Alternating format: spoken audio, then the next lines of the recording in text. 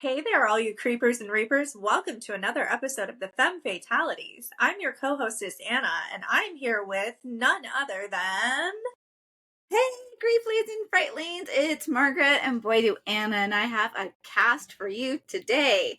Anna, what are we As a talking matter of about? fact, you know what? It's actually pretty electrifying, wouldn't you say? Ooh, it is electrifying. Well, we're talking about none other than Strange Darlings. If you Yes. haven't seen it, check it out. It's awesome. It's totally surprising. I enjoyed a lot of the references. To me, it was kind of Tarantino-esque, so obviously I was right there with it. It does have some triggers though. So I think that one of the triggers obviously is safety of women. Another trigger would be captivity type themes. And I know there's a bunch more drug usage, body kind of Mutilation. yeah. But it's not as bad as it sounds when I win. So it's just, yeah, I think it does qualify as mutilation though. Dead that one. birds in the very beginning. Mm-hmm. And the ear thing. yes. Oh, yes. And so if you Yeah. haven't seen it yet, you might want to pause right now and go watch it, because the next trigger warning I'm going to give has to do, it's also a spoiler and people could be really sensitive. So it discusses consent and BDSM. Yeah. And you don't know that they're engaging in mutual consensual sex. So if you are sensitive to sexual assault scenes, it's portrayed like sexual assault until you know that this is actually part of a consensual sexual act. Absolutely. And just on a scale of that, most of the time, most things in movies don't faze me, but there was a scene and a specific phrase that he said that I was just like, oh dear, before realizing, as Margaret said, that it was consensual. Yes.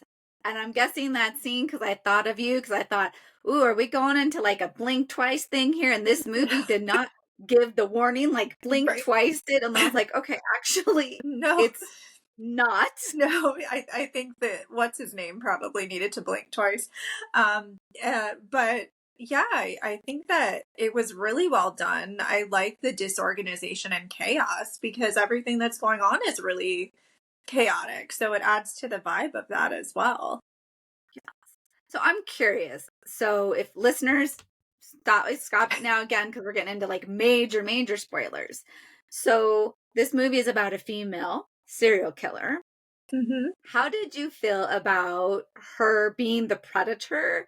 And then I also want to check in, how did you feel about it seem like them portraying her as crazy? Because those are the things that struck me. She's the predator. And then also, oftentimes when women are predators, movies make them crazy. Yeah. Why couldn't she just be a female serial killer? And why couldn't we have like a Kill Bill situation here with...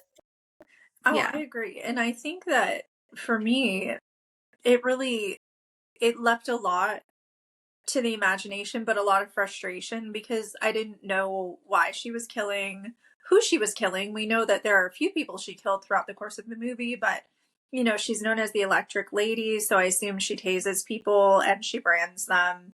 But I'm like, it's very inefficient to do that and then kill them, right?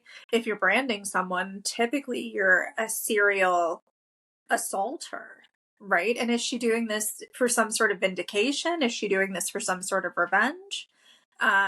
You know, what motivates her? What drives her? What's really going on here?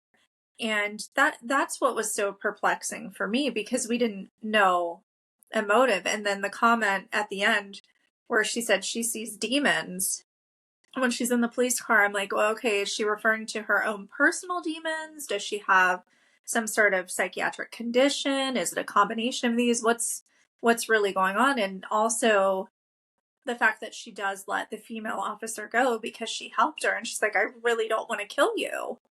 And even when she was at the hotel and she attacked the lady, she tells the other lady, like, after I'm gone, you can call for help so she doesn't completely bleed out, or something like that. So we know she has empathy and care towards others. It's just kind of like, why is she doing this in the first place? That's what I didn't get. Yeah, I agree. It was like you're saying, it felt like, oh, let's make this female Mm-hmm. serial killers be so good for the horror genre. Mm-hmm. And then it just fell back to, it feels like 70s, 80s Mm-hmm. horror movies where the killer had to have some kind of mental illness. Yeah. And that was the reason for killing, which I felt in a way was like a cop out because I, Yeah. like you, I wanted to know more about her. And then even this movie felt like it had a lot of contradictions. Mm-hmm. So then, right, they're having this consensual sex. Mm-hmm. And I'm like, okay, right on for showing how people can engage in BDSM Yeah. or choking or these behaviors in a consensual way. And then it felt like, oh no, but she's just misusing this to Mm-hmm. abuse somebody. And I was like, okay, God, now you're making Yeah. something that is healthy sexual engagement for a lot of people look Mm-hmm. unhealthy. And Yeah. so I was really frustrated Mm-hmm. with this movie because it could have done so much more. Yeah. Well, and I almost feel like I would have rather seen it where she meets him at a bar, and they're both just kind of like, let's get out of here. And they end up at the hotel. And then, the serial killer stuff starts rather than the whole, like you said, the BDSM consent. Because, like, if that is part of your lifestyle and you have your safe words and you're doing it in a healthy, safe way, like, go for it. You do you. Do whatever you want to do. If you enjoy, dressing up like little Bo Peep, like, who cares? As long as you're having fun and it's consensual and you have a safe word, like, do what you want. Who cares? And so I agree with you that it kind of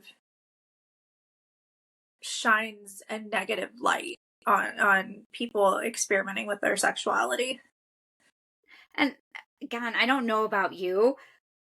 I felt like in a way this movie, and it's told from a male perspective. This is a Mhm. male writer director. In a way, he wanted to empower women, but at the same time, I felt like his own Yeah. frustrations were coming out. Like in the hotel room, when the guy, I think his character name's Demon, is like, "I'm confused. What do you Mhm. want?"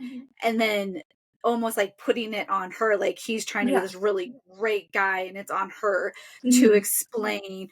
Or when she's crying and the female cop lets her go and the female cop is arguing with the male cop, can't you see what's going on here?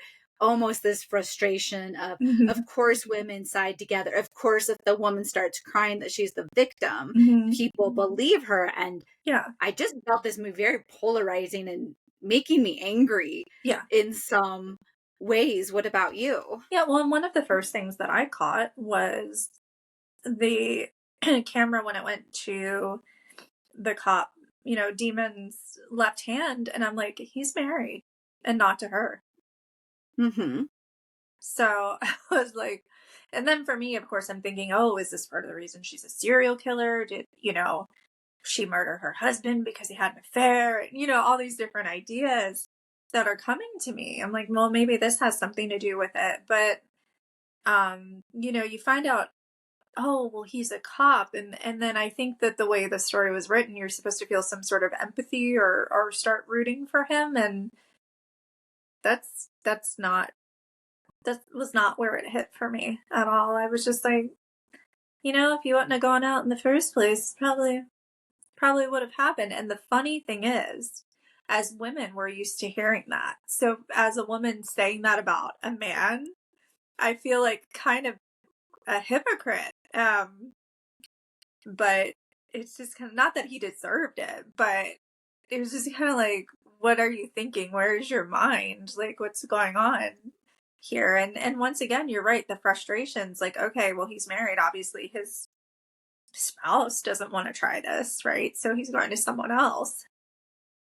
Yes, that's what I was wondering. Like, okay, so maybe this is consensual in the Mhm. relationship and she's okay with it because she's not into this, so Mhm. he gets this elsewhere. And I feel like you touch on like where you're like, am I a hypocrite?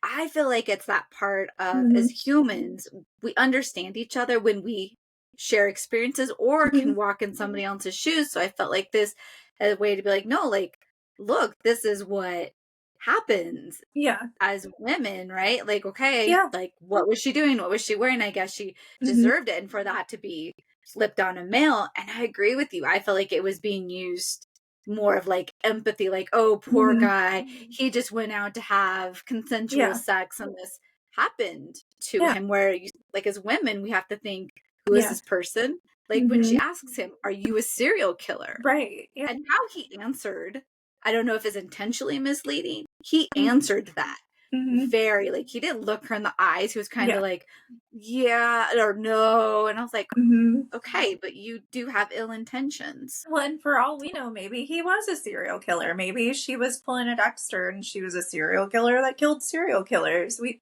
just don't have enough backstory on the Electric Lady to really kind of conceptualize what was going on. And I agree with you. It's very unfortunate. I think this could have been an amazing film. The twists and turns were great. Yes. Especially if you watch the trailer. Watching the trailer, I thought that he was just some mountain man that met women on Mm-hmm. Craigslist, abducted them, took them up to his little like cabin where his parents also resided, and it was like some Texas Chainsaw Massacre situation. So that they did a great job of disguising the film. And you know, you mentioned Blink Twice. I feel like it was kind of the opposite effect of Blink Twice. Instead of going into it like super excited and leaving not feeling excited at all. I went into this like, oh, I don't know how to feel. This could be crazy. And then I was just like, oh, well, that was different. And so it's kind of funny to see that the same tactic is being used now for films as well. Ooh, yeah, I agree with you on that too. Because it was, yeah, it was such a interesting movie. And going back to the binaries that this movie Hmm. plays off of, again, I agree with you. It's really sad because there are like some movie directors and writers where you don't even consider their genre or their gender because they are so inclusive, and Hmm. others in this one where I was thinking this is told from a male perspective, this feels very male, which then as you're like it could be so much more. I think Hmm. about Ty West and Yeah. how like Oh, he yeah. tells binary stories Hmm.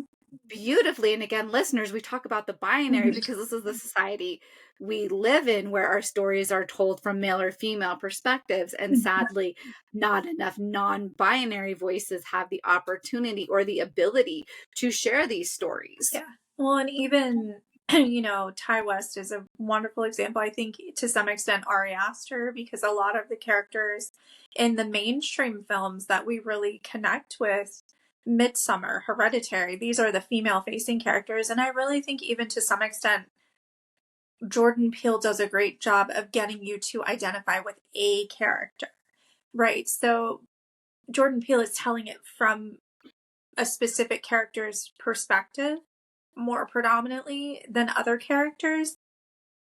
And something about that primary protagonist connects the viewer, regardless of gender identity. And I think that that is a rare talent. Yes. Oh, I love, love, love that you bring that up and that the truly good Hmm. filmmakers, we lose a sense of our gender norms and binaries because we are empathizing Yeah, with the main character and their absolutely. gender is not a factor in Hmm. the movie. Or if it is, I think about Ty West, Hmm. that he is building this empathy so that people are like, oh no, I am Yeah. for Maxine. I am for Hmm. Pearl, regardless of how you identify. And I wonder if that is part of our struggle with this film, Hmm. is because we watch a lot of horror and we know when somebody is telling a gendered story Yeah. and we can relish in that. We just talked about The Substance, Hmm. or when they're like the Jordan Pills, the Ari Asters are telling a story and we're relating to the character.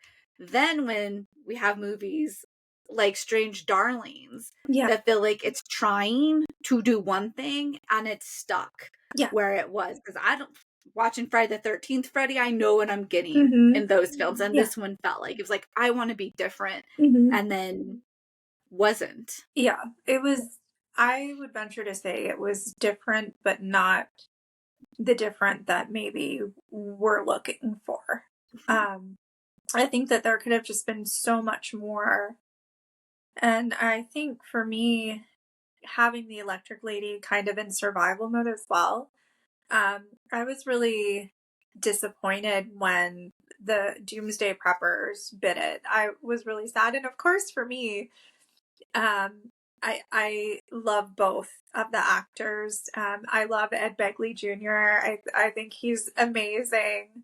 And then of course he gets killed in the kitchen. And I was like, no. And then of course I can remember being a little girl and my mom watching Beaches on TV, like on, when it finally came to TV, and immediately I think of like Barbara Hershey and Bette Midler and that whole story, and I was just like, no, she can't die. So once again, I think that the writer, director, producer, they had so much to work with, and it was good. I'm not saying it was a piece of crap by any means, but it could have been so much more than what it was. I agree with you. It was good. It was Mm-hmm. had some beautiful, Yeah. wonderful visuals. It like it was not a bad movie. It was a good Mm-hmm. movie. I feel like for both of us, and I don't know about you with what I'm about to say, in a way it felt like somebody just had a really bad breakup and was telling us the story of their breakup, Mm-hmm. and the electric lady was the crazy ex-girlfriend. Yeah. And yeah. Yeah, absolutely. Well, that's, I felt the same way about the first Terrifier. When I saw it, I was like, man, Damien Leone must have had a real bad breakup when he wrote this, because the amount of violence specifically against women in the first film, which we know that's changed throughout the course of those movies, which eventually we'll get to, listeners. But yeah, sometimes you watch a movie and you just get that vibe like, oh, this must have just happened in your life, or oh, how is your relationship with this certain family member, or, just things that like, oh, this really must have influenced them. Yes, and I wonder again if this is part of our struggle with this movie, because as Mm-hmm. horror fans, and maybe I'm generalizing, horror is often used as a medium to explore societal Yes. themes, and we come to expect that in our horror. So yes, Mm-hmm. this movie does that, and it does a good Oh, job yeah. of it. And like you were saying, good horror, great Mm-hmm. horror, like the Jordan Peels, they are then giving us like a shift to help us Yeah. change, to help us want to create different. Where this one was, like you're saying, like with the first Terrifier, like, okay, you just had a really bad Yeah. breakup and I wanted more from you. Like, Mm-hmm. how did you change? How did you grow? Other than this movie feels like you don't trust women, you feel Mm-hmm. women are manipulative. Right. And, the other thing too, on that topic, why is it that wrong for someone who's feminine facing to say the right thing given a specific situation in order to get an optimal result? I thought she was brilliant. That's Yeah. one thing I feel like this movie did well. It showed how people, Mm-hmm.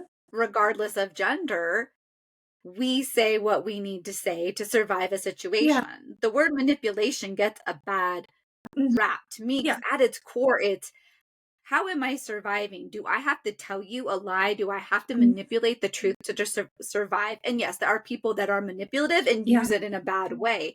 At its core, Yeah. it's a way that we self preserve. Absolutely. And really, there's a very fine line between charisma and manipulation. Mhm. There's super fine line. Yes. Yeah. I mean, who knows? Maybe by day she was a PR firm executive, and by night she was the electric lady. Because you're right, she did always kind of spin things really well. Um, and it was her situation. I really enjoyed that she was quick thinking enough to kind of control situations without the realization. Like when she's running out of the hotel room, he shoots her ear off.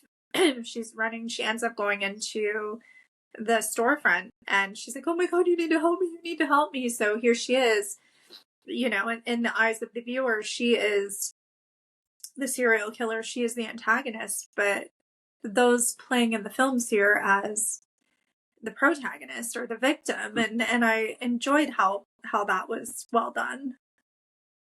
Yes, I agree. I liked her as a character, and I'm with you. I think we wanted more, and you touched on how Tarantino-esque this film is. Yes. And that's one thing through dialogue, often that Tarantino gives us what we need to Mm-hmm. understand the character without having a whole backstory that we, okay, we know something bad has happened to you by the Mm-hmm. conversation you're engaging with. And she left us hungry for more. We got Mm-hmm. more that the demon, he's maybe in an unhappy marriage, he's open to doing drugs. He's Mm-hmm. prone to probably getting himself in trouble, like when his boss was like, Yeah. would you get yourself into this time, or whatever he said. So we Mm-hmm. get that. We don't get any of that from her. No, not at all. And that's, I'm really curious about her. Like, I want to know about the Electric Lady and what her backstory is. And it's funny, I never thought of Beatrix Kiddo, Kill Bill, ever until just now. As technically she would have been a serial killer. Even though we know why she was motivated, and we know my love for her. But yeah, technically speaking, she was a serial killer. She was an assassin for hire, right? So any way you want to slice it, pun intended. She she was a killer, and that's part of her character. And I'm curious, and let me know your thoughts. If one reason we are struggling with the Electric Lady is because even in dialogue, when we get pieces into who she is, they often felt contrary. Yeah. Or I think about as storytellers where we're like, oh my God, this line Mm-hmm. is so wonderful. And then we put it in something, but then it doesn't align with the character. Like when we're Yeah. reading a great book and then the character says something, we're like, Yeah. no, like this is not them. So that's what it felt like with her often, is that Mm-hmm. she would say these things or do these things. We're like, but this isn't an alignment into who you want me to believe she is. Like, I think she kind of referenced that she had trauma or she was in love, and she seemed philosophical. Mm-hmm. And then, which I appreciated. And it just, again, it was Mm-hmm. not. Yeah, we just needed more. We needed it's like when you go to the ice cream shop and they give you that little sample spoon and you love the flavor, and then they're like, oh, but we just ran out. Mhm. Yeah. Yeah. And listeners and viewers, this is a good Yeah. movie. It's visually appealing, great cinematography, some really good dialogue, Mhm. very like kept you engaged. It was just, I think because of those things were harder Yeah. on it. Like if I'm watching Terrifier or Slasher, I know You know what I'm what you're gonna get. getting. Yeah. And this was like, ooh. Mhm. And maybe it's because you and I both came off of some really good Yeah. movies that for this to follow, Mhm. that maybe if I had watched Terrifier or something before, I would feel Mhm. different because Yeah, it's like it would have been the the bar. standout. Yeah, the bar was just that really high. Like Margaret and I had both just seen The Substance, which stay tuned. We've got a podcast on that as well. So the bar was set pretty high, and I say it's kind of like when you're starting in a career path and you have an amazing boss who's also like your mentor and just teaches you so much. And then eventually you move on to another position at another organization. Your bar is set so high that like the moment that like your new boss does something that is unlike your previous boss or mentor, it's just like, ew. And it's just Mm-hmm. because that bar has been set so high that you're still kind of flying from that. But yeah, I agree with Margaret. I think it's a great movie. I think it's a great for something different too. If you're looking for something different, this is it. It's got a Yeah. great kind of action thriller combination. Once again, we've been talking about movies lately that for me they almost constitute more of a thriller than straight horror, because Mm-hmm. when I think about straight horror, I want like slasher, blood, guts, all those sorts of things, and there was some blood, but not what we consider to be slasher level by any means. Yes. Yeah. That's a great, like, I love how you bring that up, like, for you, like, what horror is. Mm-hmm. I think I'm more general, like, I'm just like, okay, horror is, it Mm-hmm. can be anything. Yeah, But the previews, though, did make it look more of, like, yeah, like a you're the horror yeah. and not like a thriller or, Mm-hmm. yeah. Yeah, absolutely. Yeah, and it's just it's cool because like people, movies can be classified all under the same general thing, but there are so many nuances and occurrences and characterizations and archetypes that make us all so different, but we can all be appreciated too. Yes. Yeah. And I've got to What else about this movie? I was gonna ask the speed chase scene. I was laughing so hard when I was like, "That's a Pinto." Um, I'm a bit of a gearhead, so for me it was very amusing, and I'm like, "There's no way that thing would outspeed the truck. No way in Mm-hmm. the world." And just the fact that they have like this huge chase scene, and she's like, "Yeah, yeah, I'm getting out of here." And I'm like, "You're in a Pinto. You're not going anywhere, Yeah. sweetheart. Like, I'm sorry to tell you, but." You might as well find somewhere to hide now because it is not going to get you out of there. Yes. And I wonder if, like, as you bring that up, they chose the Pinto to show that, like, Mm-hmm. he's going to catch her. Like, he is the predator. Even if she's the predator, he is Mm-hmm. the apex predator, which, again, the movie's like, well, Mm-hmm. actually, no, you're not the apex predator. And I'm, Yeah. now that I'm thinking about it, it almost feels like it's pushing that. Like if an apex predator thinks it's an apex predator, it will Mm-hmm. go into situations like an apex predator and underestimate Yeah. the other predator. We can see it in nature videos where the apex goes in against a smaller predator and the smaller predator ends up winning Mm-hmm. because it has to use other skills then. Yeah. I got the big bad truck, I've got the rifle, so I'm gonna catch you. Yeah. Well, and for all we know, he could have had many of these motel escapades, and people ended up hurt or damaged or something. It could have been, remember the movie Hard Candy? Hmm. So it could be very much of that nature, but we just don't know because we have no backstory. And the other thing is, okay, she's bound and gagged him. She's tased him. She's branded him. She's probably going to kill him. So that's traumatic for someone to go through. He escapes. How many times do people pass their trauma on to someone else? Just typically, a victim is not passing it back onto the offender. Yeah. Ooh, that's a really interesting take. I saw that as that fight or flight, and he is now in fight mode, so Yeah. he's going after her.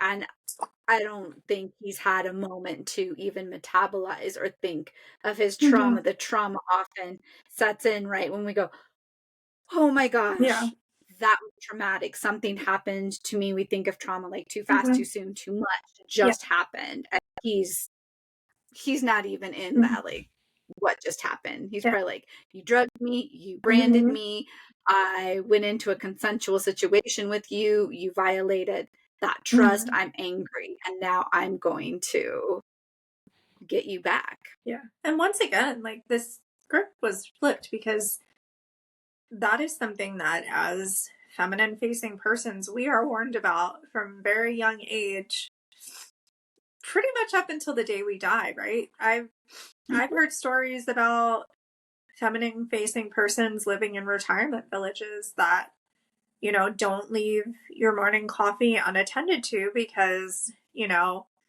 someone might slip their extra strength Tylenol in it and things like that. And I know it sounds silly, but it is something that feminine facing persons typically are more concerned with than masculine facing. So, for this dude, the demon, he meets her, goes in with intentions of having fun and hooking up. He's the one that gets drugged. He's the one that gets put in this precarious situation. Once again, the movie it was good. It could have been great. I mean, it had so much potential. Yeah. Yeah, I think that's where, like you said, had so much potential, like Mm-hmm. right there. The script is flipped. So yeah, we want that. We want to be cheering Mm-hmm. for her now that the script is flipped, and Mm-hmm. it didn't deliver Mm-hmm. on that. And then you're left disappointed because there's other films that can flip the script to where then Yeah. you're like, I can't believe like I'm rooting for the bad guy Yeah. in this movie. I'm rooting for the villain because Mm-hmm. it's done in such a Oh, manner. absolutely. And we recently podcasted about Trap. I think that's a Mhm. great example. I mean, the end of that movie, I was so happy because I knew Cooper was going to escape.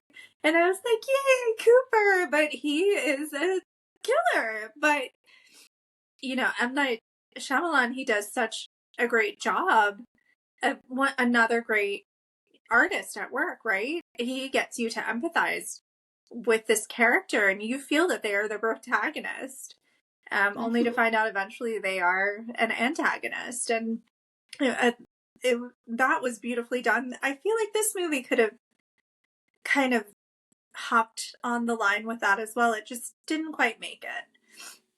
Yes, I agree with you. And speaking of M. Night, and you brought up Trap, I think of Split, where Mm-hmm. we have two characters that we're now torn between and that we're rooting for both of them to survive. And they do. And then you're like, yes, like Mm-hmm. that feels good. Then the end of this movie where I was like, Yeah. Like, um, womp womp. okay. That was kind of my, Yeah. yeah, like, womp. Check that one off the list. But, I'm glad I watched it. Would I watch it again? Probably not. But it's good to say, it's one of those it's good to say you experienced. Yes. You Mm-hmm. watched it, and it is, Yeah. again, it's a good movie. It's Mm-hmm. got some beautiful visuals, some great chase scenes. It is probably the hotel scene that whole time. Mm-hmm. It's building up the anticipation. The car chase is holding that. And Mm-hmm. then it just starts to fizzle after he Yes. finds her in the freezer and she Mm-hmm. sprays him. Then I'm kind of like, just, Yeah. yeah. Mm-hmm. Well, Mm-hmm. and one of the most frightening scenes in the entire movie was the amount of butter that the homesteaders were cooking with. that, That thing was gross. I was just Talk like, about oh, body horror. That meal was yeah. disgusting. I was just like, oh no, no. So, um, yeah, you have to see it if you haven't. You'll understand what we're referencing, but that was just way too much butter. Yes, too much. Ugh. So, Anna, who do you most relate to in this movie?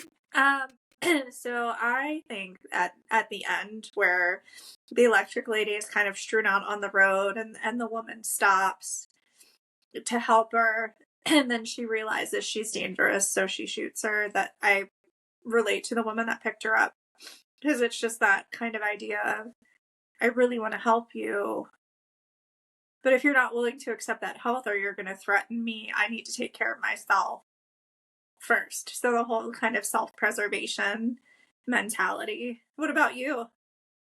Ooh, that is a good question. Even though we ask this every podcast, I guess I would have to go with the female police officer, even though, Mm-hmm. yeah, I could not be a police officer. And Yeah. just that, let me help you. I'm going to Mm-hmm. believe you. What can I do to help you? Yeah. I think it's funny that we both chose the helpers, right? 'Cause we're Mm-hmm. thanatologists. We're both people helpers. And Yes. yeah, definitely I am not choosing any of the primary characters. No, thank you. No, Oh no. my. Well, and hey, if you are listening to this podcast and you feel not so electric, right? We have a character called the Electric Lady. Maybe you feel like your lights are dimming a little bit. Always remember that there are services and supports out there to help you navigate through this wild ride we call life. And don't forget to like, subscribe, and follow. And until next And time, comment. eat those coffin cookies, drink your Bruja brew, and we will see you soon. Yes. Next time. Thanks for watching and listening.